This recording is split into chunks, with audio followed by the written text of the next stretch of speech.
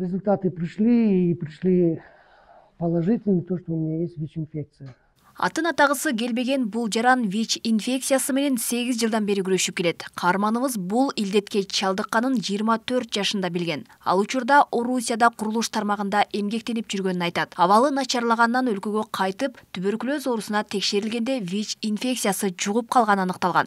Бүгүнкү күндө ал айыкпас дарт менен күрөшүп жашап жатат. Я не знаю, я был в шоковом состоянии. Мне не хотелось ни с кем разговаривать. Мен алгач ВИЧ инфекциясын жуктуруп алганымды укканда шок абалда болдум. Эч ким менен сүйлөшкүм келбей, эч кимди көргүм келбей калды. Туугандарым менен да жашагым келбей калган. Күнүгө дары ичем, өз өмүрүмө кол салууга чейин барганмын. Убакыт өтүп бир жигитти жолуктуруп калдым. Ал мага мотивация берип шыктандырып, дарылануума жол көрсөттү. Даже сил не было сделать себе суицид, да, потому что я с постели не мог встать. Бул сыяктуу Кыргызстанда ВИЧ инфекциясын 14 миңден ашуун адам алып жүрөт. Басымдуусу ооруну жыныстык жол аркылуу жуктуруп алганы такталган. Ооруга кабылгандардын эң көбү Чүй облусунда, Бишкек шаарында жана Ош облусунда. Алсак акыркы 10 айда эле Ош облусунда 88 адам инфекцияны жуктуруп алган. Алардын 12си кош бойлуу айымдар болгон. 12 кош бойлуу аял каттоо калынган болсо, алардын 8 өнөктөштөрүнөн аныкталып атат.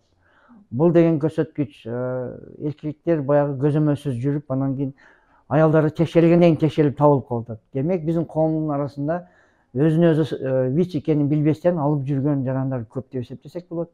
Ошондуктан ар бир жаран текшерилип, өз каалоосу менен, өзүнүн ден соолугу үчүн күйүп, текшерилип, өзүнүн статусун билип алуу өтө маанилүү.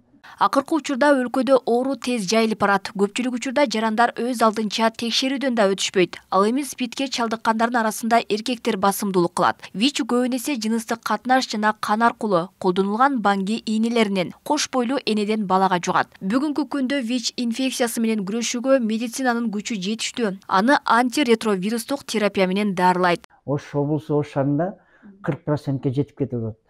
Мигранттар, аларда эч кандай жоопкерчилик жок.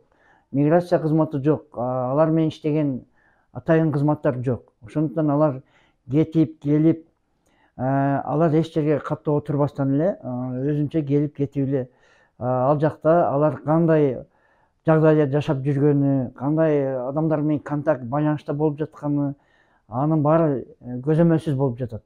Дүйнөлүк саламаттык сактоо уюмунун маалыматында жер жүзүндө ВИЧ жугузган 40 миллиондой адам катталган. Дарт дүйнөдө алгач 1981 жылы, Кыргызстандагы биринчи учур 1996 жылы катталган. Алмагүл Эрке, Байгызы, Мирбек Конобаев, Ош ТВ.